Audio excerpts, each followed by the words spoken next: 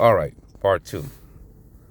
Listen, we can be whatever we say we want to be, but at the end of the day, if we're not moving the pendulum forward, we're wasting time. You see, people started dividing themselves into smaller and smaller groups because of money. They thought they was gonna get reparations, so that they show you or they show me who they really were. It wasn't really about no unification. It's about money, and they started putting themselves in a smaller camp before you even got the check. You see, let me tell you something. You should already realize this by now. When the Asian Americans got the anti-Asian hate bill passed, they didn't say anti-yellow bill. They said anti-Asian. Let that sink there. Let that sink into your head for a second. Do you believe all the Asian people get along? The answer to that question is no. If you do any research on their wars and different conflicts they have, you would know that. But when it came to pass that bill, there was no opposition from anybody within that camp with the label of Asian. But when they talk the reparation talk, well, who should get, who shouldn't get, the only question you should have in your mind is, are you going to get? If you're going to get, chuck it to the game, keep moving. You got it, cool. But you want to stop other people from getting, because you feel they haven't been through what you've been through. Man, when it comes to money being shared, all you want to know is you got yours. But we are so small-minded, short-sighted, you can't even see that. I mean, I'm pretty sure when they gave out reparations to the Japanese, I'm pretty sure some people who wasn't Japanese probably got some. Because at the end of the day, if you got your bread buttered, you good.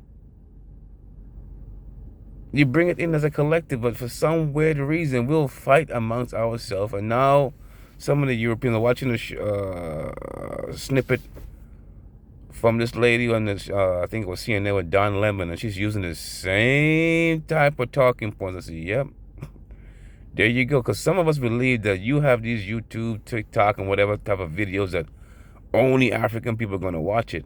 Oh, no, it's the internet. Everybody's going to watch it. So you got to be careful what you put out there, because now they're using the same talking points as some of you guys talking about. And how far back you want to go, because some European people who you think are all European might have African ancestry. So now you got a problem. Just the same way how some of them claim to be what they call Native Americans, and they got benefits from that. Don't you think it'll be the other way around, because y'all have these broad definitions, you go down to lineage and all that stuff? How far back can you go? How far back do you want to go? Because you're so selfish and so short-sighted, worrying about who's going to get, and they haven't even made no mention about any type of reparation. Haven't even said they can give anybody $1 or $1 million. Nothing. Just a discussion. But they know how to do the divide and conquer.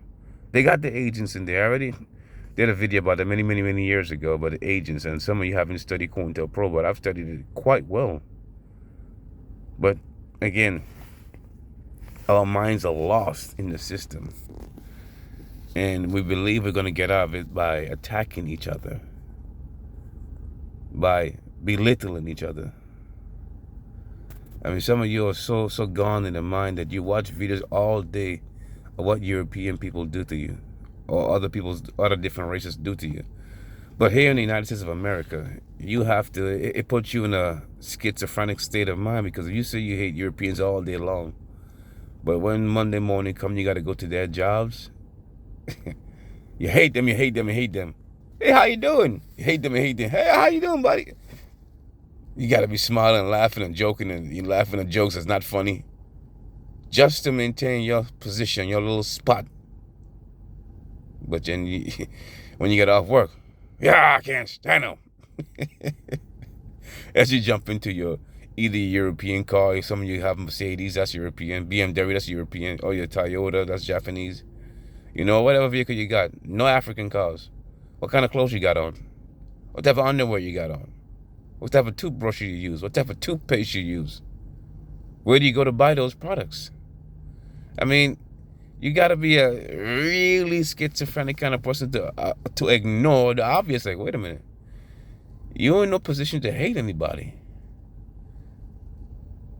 And man, you might not like what I'm going to say next, but they are in a position to do it, and many other races are in a position to hate us and not have to interact with us. Let that sink in.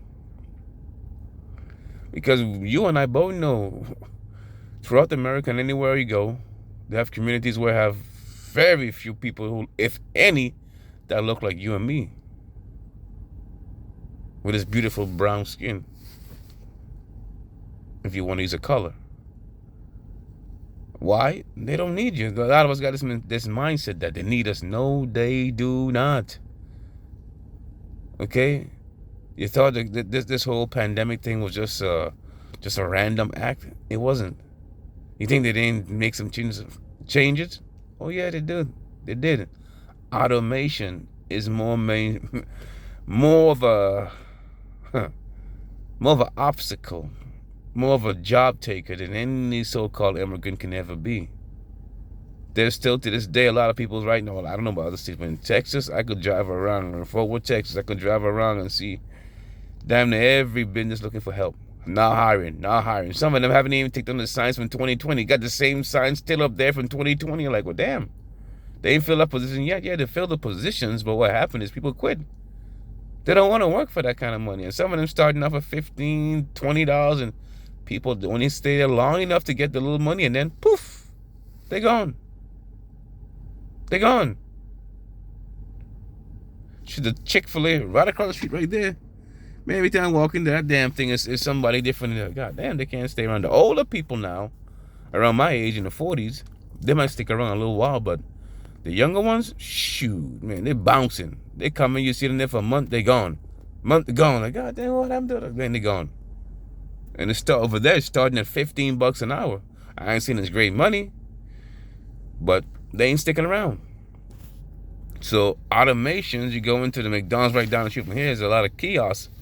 And some of the restaurants you go into, like the Taco Bell right down the street, they don't even, you go in there looking to go to the counter to place an order.